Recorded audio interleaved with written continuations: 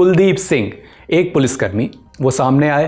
कहा, अक्टूबर 1995 की एक रात खालरा को कंग थाने में बेरहमी से पीटा गया, फिर मारकर शव के टुकड़े किए गए और हरिके नहर में फेंक दिया गया।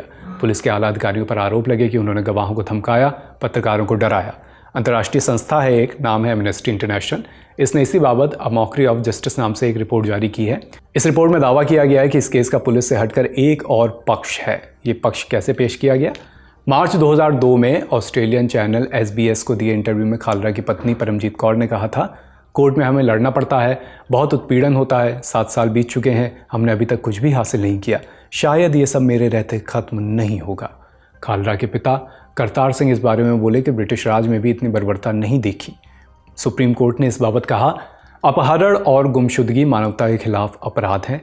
खालरा का केस आज भी मानवाधिकार संगठनों, कॉलेजों और अंतर्राष्ट्रीय मंचों पर बताया जाता है। उनकी पत्नी परमजीत कौर आज भी न्याय की मशाल लिए खड़ी हैं, माने न्याय की मांग उनकी आज भी जारी है। राम नारायण कुमार की एक किताब है, किताब का नाम है रिड्यूस्ड टू एशेस।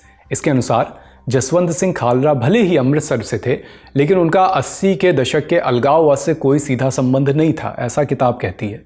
खालरा की राय थी कि सिख जनसमूह भावनात्मक रूप से जल्दी भड़क जाते हैं और कई बार बिना पर्याप्त तैयारी और शक्ति का आकलन किए बड़े संघर्षों में कूद जाते हैं।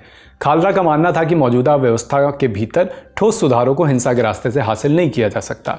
वे अहिंसक और संस्थागत प्रयासों के पक्षधर थे। ये सारी बातें किताबों में दर्ज हैं।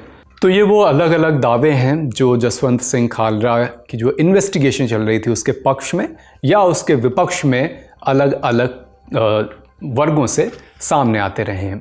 जो लोग खालरा की इन्वेस्टिगेशन या उनकी नीयत का पक्ष धरते हैं, उनका कहना है कि जसवंत सिंह खालरा कोई लड़ाई लड़ने नहीं उठे थे, कोई बंदूक भी नहीं उठा रहे थे, यानी कोई हिंसा नहीं कर रहे थे।